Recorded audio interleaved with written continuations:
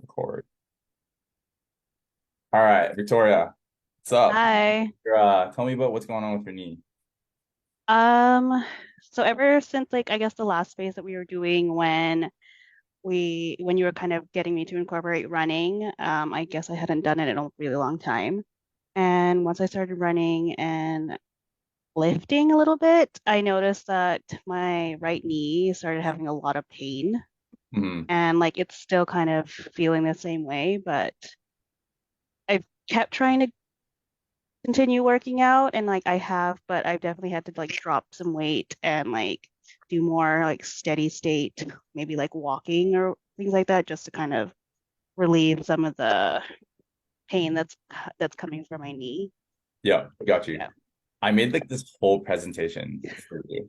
It's Oh, well, thanks. the presentation is going to be if you're going to get a lot of value from this because it's Mm, all conceptual stuff. If you understand the concepts, like taking this mm, forward, it applies to like every single injury kind of going forward. But we'll talk about mm, that specifically. But mm, first, the reason why I'm doing this weekly thing is to really try to share as much knowledge as I can around just like physio and fitness because a lot of people think that physio and fitness are two different things. Like oftentimes mm, you're like, oh yeah, like I want to go see a physio when I'm in pain, when things hurt, I should go see a physio. But mm, if we get people really, really strong to the point where a lot of injuries don't happen, physio becomes obsolete. Like yeah. healthcare stuff, like especially with like preventative medicine, this is what Mm, I guess like the space is heading towards. mm, A lot of what we're trying to do now in the physio space is like preventative, but it's really, really difficult, and we'll talk about that in a sec. mm. So I'm gonna pop this into screen share. Let me know when you guys can see it. Can you guys see it? Yep. Yes. Okay. So knee pain. By the way, I just made this slide, but hopefully it makes a lot of sense. So how does it happen and how do you diagnose it and what can you do? So first off, we're going to talk about like anatomy because if you don't know anatomy, also this is super blurry. Okay. This is actually quite blurry. It's less blurry when I actually pull it together. Okay. So you got the femur, you got the tibia, you got the fib. And so they all work together as like a hinge joint. So a hinge joint just kind of looks like imagine this mic is like a hinge, right? It can only go one direction. It could only go one direction like this. It Mm, can't go side to side. If it goes side to side, injuries happen, right? So if we look here, it looks crazy. Like this is like the knee.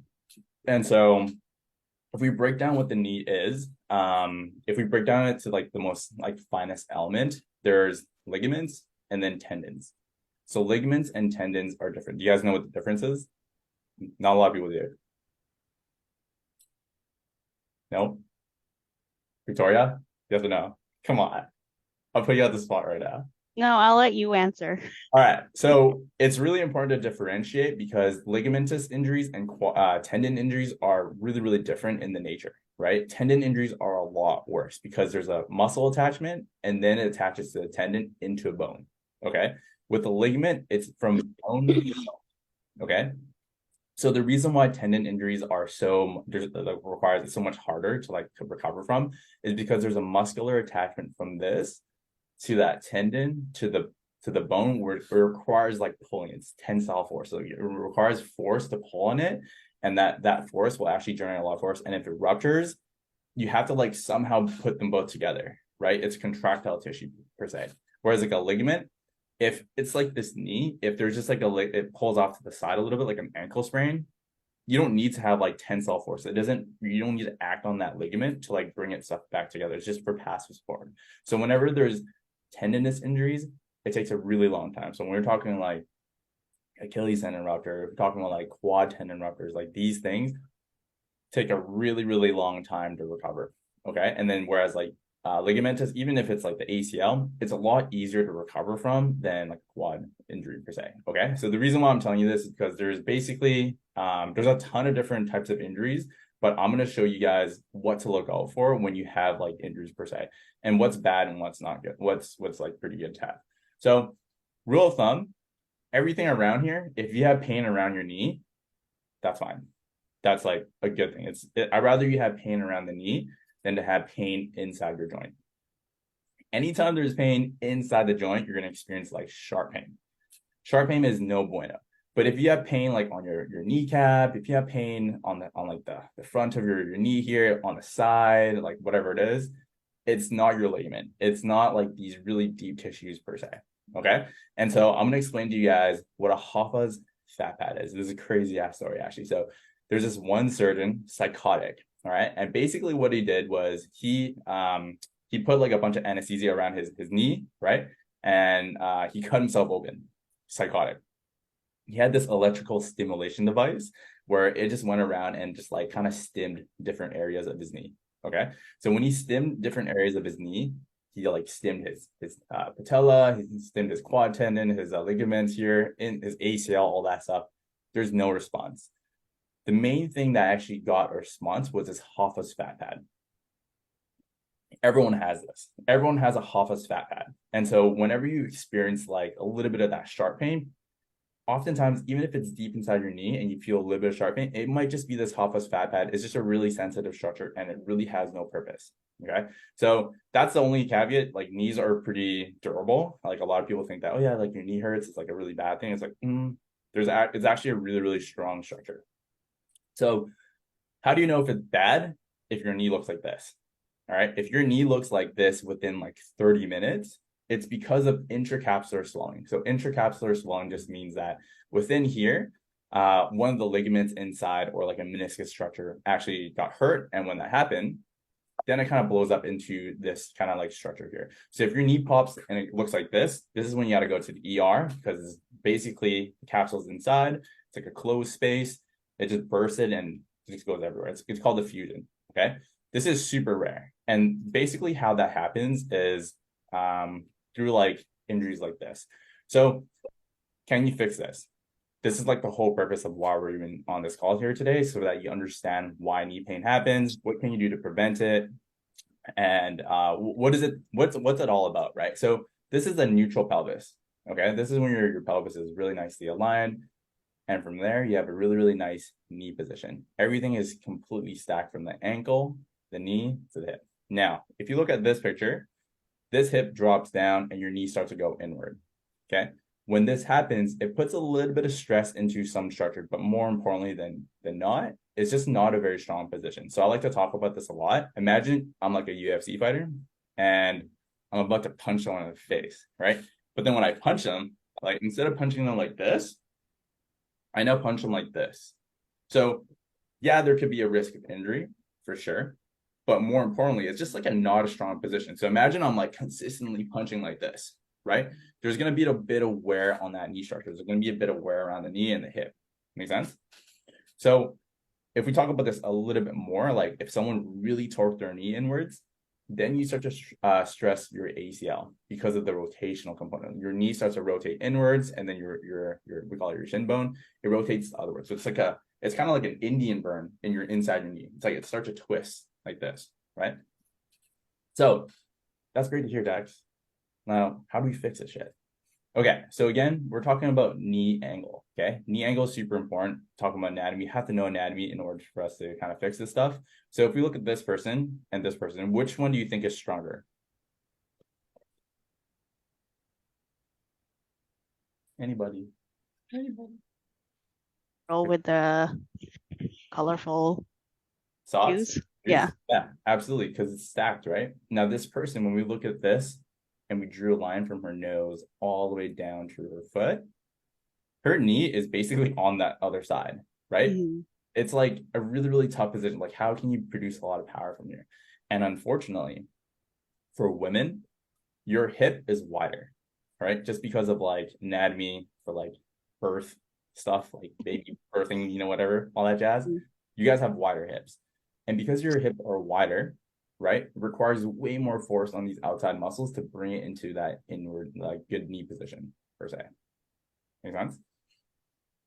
So basically, the reason why I'm telling you this is because you guys are on a fat loss program. You're here to look good and feel good. But what's actually happening is we are preemptively building your body up so that you will encounter less of these issues later in life, right? Physio is not sexy, guys.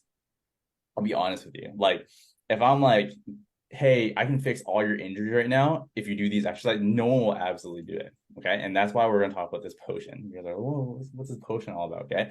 So imagine I had this potion, right? And I'm like, Victoria, or my then, I'm gonna give you this potion, right? And let's just say you've never had back pain before. And I'm like, if you drink this potion every single freaking day, you'll never have back pain.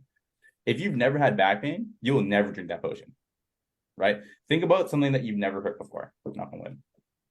I don't know, like your finger or something, right? Something that's never really been hurt. If I'm like this random guy, I'm just like, hey, you know what? If you drink this potion every single day, you're never gonna hurt it. You will never ever drink that potion because you've never experienced that. So only people who's experienced like really, really bad discomfort or pain experience that behavior change for them to actually get stronger per se. So basically, I'm gonna show you guys this, and you guys are like, whoa, why do you have like a cave here? All right, so this is how a lot of like pain happens in your body. Okay, so imagine you've been in a cave for like 3 months. Okay, you've just been chilling in there, and all of a sudden it's like really, really dark. You don't even have this candle. I don't know what they're doing here. It looks like, I don't even know, like exorcism or something. Okay, and one day you decide to go outside. When you go outside, you look at the sun and it's super bright. Okay, you look at it for like half a second. You're like, nope, it's too bright. So what you have to do is you have to go back into the cave, right? Hang out for a little bit. After like a little while, you go outside again. Then you look at the sun and you stay out a bit longer. Okay, still a bit bright. Then you go back in. This is how like exercise and exposure works. Okay, we want to expose you to different environments so that over time you can just go out, look at the sun, but once it's too much, you come back in. This is how pain and discomfort works. This is how desensitization works. When you're not used to a movement or it's a movement that is too difficult, you go outside and you feel a little bit of discomfort. Every single time you feel pain or discomfort per se, I want you to think about this analogy. Know that pain does not equal damage.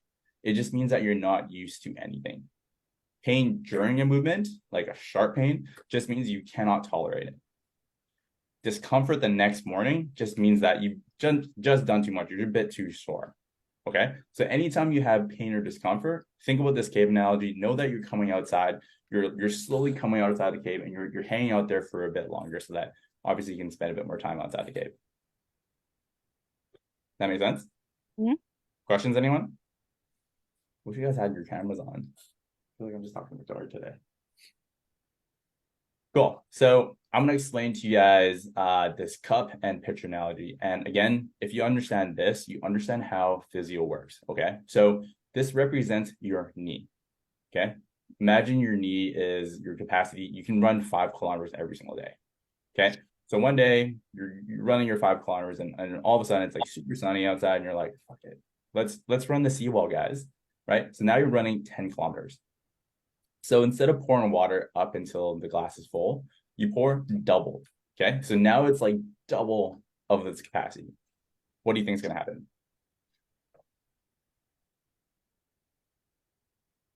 Discomfort, right? Discomfort. So discomfort happens because you're doing double your load. Okay. When you do double your load, you just can't handle it. And that's when pain and discomfort happen. So what a lot of people do in this scenario is they rest. They rest for like 2-3 weeks. So this cup here, which is usually like 5 kilometers in terms of capacity, it now drops to like 3 kilometers. So now it's like only up to here. So when people try to go back into things that they want to do before their 5 kilometer run, right? They can no longer handle that because they rested for like a few weeks. So what we need to do instead is push your body so that you come out of the cave for a little bit longer, just for like a few minutes per se, or just a little bit longer. And that actually builds the cup up a little bit every single time you do it, right? Every single time you come out of the cave, you hang out and you look at the sun for a bit longer, the cup grows. So eventually, as you continue doing that, you will eventually get to that 10-kilometer capacity. Now, your pain might feel the same. Your pain might feel the same. Like imagine that, right? You are improving your capacity. You're able to run more, but your pain is still that 5 out of 10 pain. That is still a huge plus. Why? Because you can now tolerate more things. You can now do more things. And so a lot of people think that just because there's pain, it's a bad thing. No, you need to look objectively to be like, hey, every single time I'm doing this run, it feels better. It feels better every single time. Or I'm able to run more, but the pain is still the same. That's a win. Okay. The reason why I tell you guys this is because pain is an output, meaning you can't actually, like a lot of things, I guess, like dictate pain and amplifies it. So a good analogy to think about around pain is like if you're really stressed, it amplifies your pain. Adrenaline, that decreases pain. So if you're all of a sudden like in war and someone shoots you, you got like adrenaline pumping, you're like super heightened right now. Whereas like if you go into like your living room and you stub your toe, and you're not getting shot at, you don't have that adrenaline, right? So if you don't have that adrenaline, what's going to happen is you're going to go down and you're going to like tend to the injury because it's like, oh my God, that hurts so much. Make sense? Any questions? So, all right. So why does this matter? Okay. So let's just say we build up your capacity, we slowly introduce movements, right? Why am I showing you guys like all these different cups? So what we're trying to do here is we're not just trying to build your capacity in that cup, one cup. The secret around what we're trying to do here and to prevent a lot of injuries is utilization of many different cups. So a lot of times it's like hip control, a lot of times it's hamstring bias, it's a lot of times like soleus, which is like your calf muscle, it's like joint mobility, like all these things come together. And if you can use all these cups, right, you can now tolerate this whole picture because you're no longer just pouring water into this one cup anymore. You can now do way more things. And that's where movement pattern is so important. So it's less about like, what is your form? Like, how can I do like the perfect form? It's more about like, how do we recruit all these muscles to help you work to get that movement done? Because if you have like perfect form, what's actually happening is you're just training this one muscle. Okay. If you're only training this one muscle, well, eventually it's going to tap out. What you want to do is you want to try to use all your muscles together synergistically is what we call it. And when you can do that, you can tolerate way more. Okay. So how to not manage knee pain. Is this boring, guys? Is this fun? I hope it's fun. Trying to like be more inspiring and stuff, but I'm working on it. Anyways, what is all bullshit? I shouldn't say bullshit. I just think that like with like the physio industry, it's a lot around like symptom management. Like how do we get people to come back and then temporarily manage their pain just a little bit so that they can come back next week and feel better? So needling. Needling is super popular in Vancouver.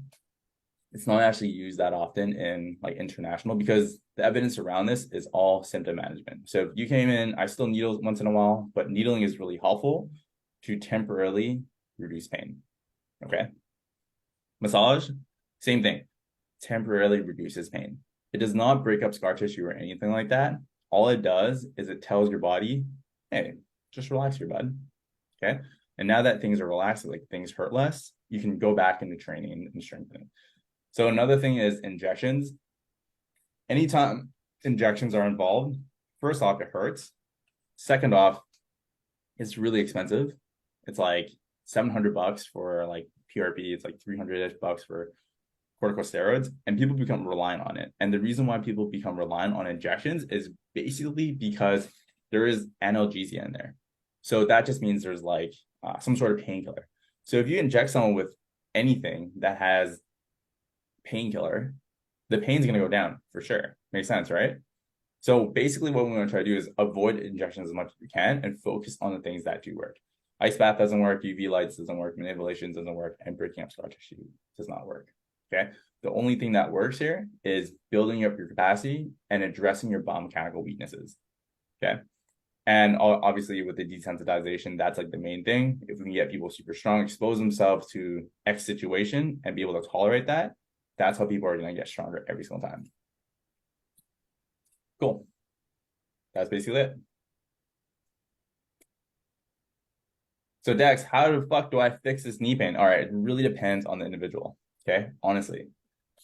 So it all depends on what is the thing that's causing issue, like what is the capacity, like what is the thing that's causing overload, and then how do we slowly build that up? But honestly, what we usually do for a lot of knee pain, and this is strongly supported in literature, we start with isometrics, 45 seconds.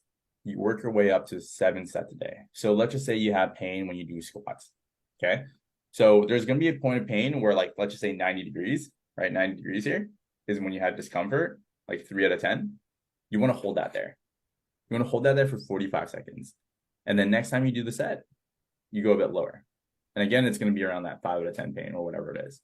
And you slowly increase that to 7. And you're like, probably like, oh my God, Dex, like 7 sets, that's so many sets. But if you think about it, How many times do you take a step a day? You walk a lot, you use your leg all the time, you go up and down stairs. So 7 times is really not that much in the grand scheme of things. So one question I always get, should I foam roll? Again, it comes back to it doesn't get you stronger. Like if we think about all these things, the number one question that you should be asking yourself around any sort of modality, whether it's like for rehab or anything, the question should be, does it make me stronger? If the answer is no, it's not going to fix the issue. It's just another marketing scheme to just get that pain down temporarily, right? When everyone tells you, hey, I'm going to break down the scar tissue, you can't. Like you need like 30,000 PS or something ridiculous to break up scar tissue. Like you literally cannot do that. Right? That's like you needing like a hammer to like chip away at it. So the question always comes down to, are you building up capacity? Which you guys are. Cool. That's my Prezi. Any questions, guys?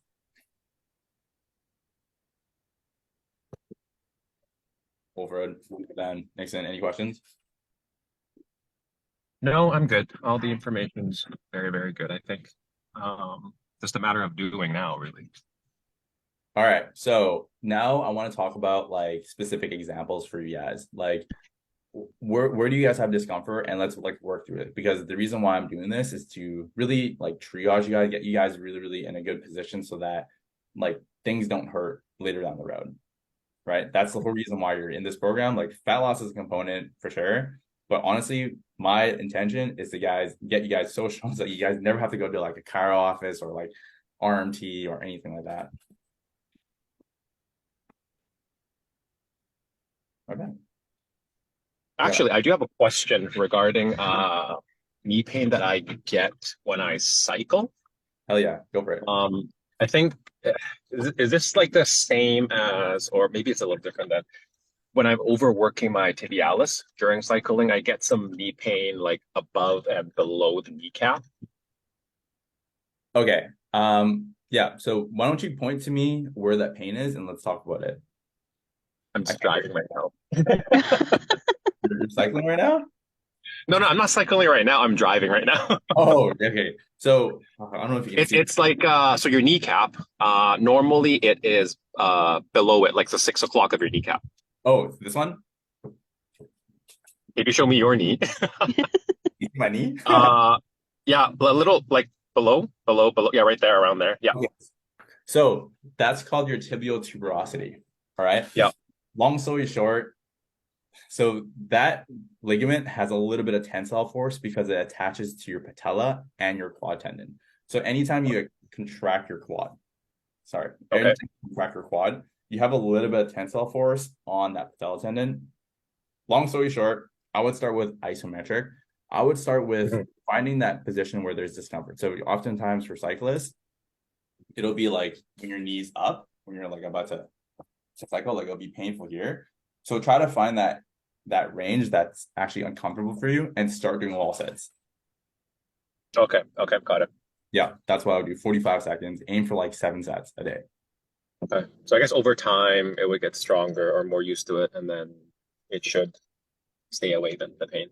Yeah, it'll start to kind of like improve and stuff. Okay, my man. Okay. Try to